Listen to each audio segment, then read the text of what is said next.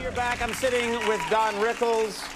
When I was a kid growing up, one of the big events, probably the big television event in my life, and I would share this with my parents, was, and my brothers and sisters, is when you would appear on Johnny Carson's show as a guest. It was television unlike anything I've seen before. I don't think anything's been that funny since. You had a great relationship with John. Yeah, well, John was. I got Johnny Carson was coming up soon, guys. He's the kind of guy. Stay tuned. You know, as you people know, Conan has some notes, and they tell me what we might like to talk about and so forth. With Johnny, we would do notes, and all of a sudden I'd come out, and the notes, for instance, would say, "Don, talk about the World's Fair or whatever." Well, making it up, and he would just turn around and say, "How's your mother?" Which had nothing to do with anything. Right, right. And I'd say, "You never liked my mother." Why do you bring that up? And we do 5 minutes about our mothers, you know, and it was funny. And it was completely improvised, Yes. and you could tell as a viewer that things were going off the rails in a great way. That's the best television. Absolutely, and he was the kind of guy that made you look good, you know. And you don't find that around too much anymore. It's very rare. No. That's a joke. I know. You are also your best friend, and I find this a little incongruous. Your best friend is Bob Newhart. I think another genius and one of the great comedians of all time. And I only say it's a little incongruous because your styles, you're both extremely nice, decent people in real life. Thank you. But your styles are so different. Yeah, well, yeah, Bob's a brainy kind of comedian, and I'm a kind of guy that gets laughs. And,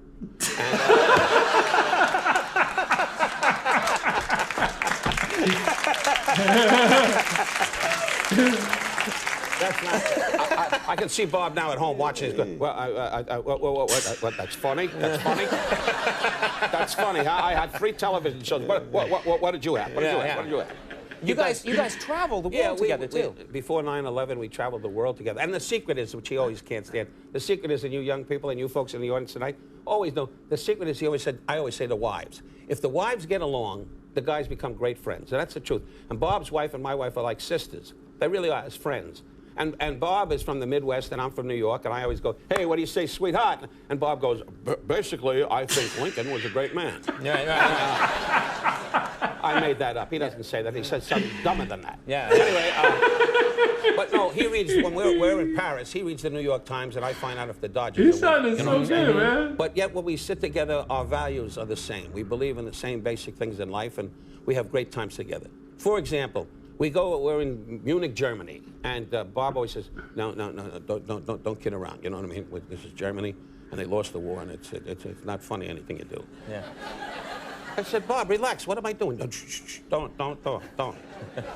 And we start walking down the street, and I go, "Oh, Simon, oh, Simon." And he says, don't do that. Don't do that. We're going to get in a lot of trouble. Don't do that. And then the waiter comes over and says, "Would you care for the fish or the salad?" And I go, "We would like the salad." And he goes, "Don't do that." You like to torture him. It's fun for you. And the whole trip he's a nervous wreck.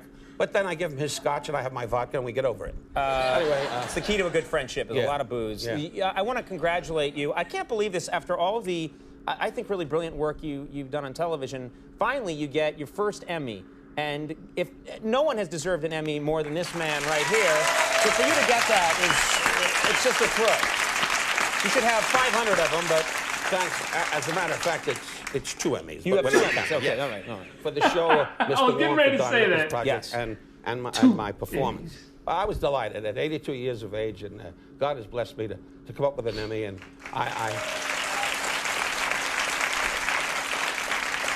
and you know, in life, we all wish that you have a big family with your folks and so forth, and I was just an only child, and I said that night, even with the ad-libbing and the kidding around, I dreamed of my mother, rest her soul, to be there with me when I got it, but I know she knew about it, and I was delighted for her. I really was.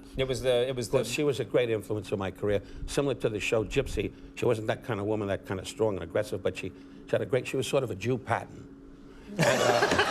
Jew Patton? Yeah. But she didn't wear the helmet, only on holidays. Rickles letters. By the way, Simon & Schuster, David Rosenthal is the publisher. He's here tonight. And David Ritz was a great friend. They helped me put this whole thing together. This book is hilarious, and it's the holidays. Go out, buy this book, and give it as a gift. Buy 3 of them. Rickles Letters is available in stores now. Don will be at the Buffalo Thunder Resort and Casino in Santa Fe, New Mexico, December 28th. I cannot tell you what an honor and a thrill it is to have you come out on this show and talk to me. Thank you so much. May I just say one thing to you? Yes. Really, with all the ribbing and so forth, when we first met, I was delighted to see how time has passed, and you're still in there and still a top guy, and I thank you for your kindness. I really do. He's a good man. What? Mr. Don Rickles.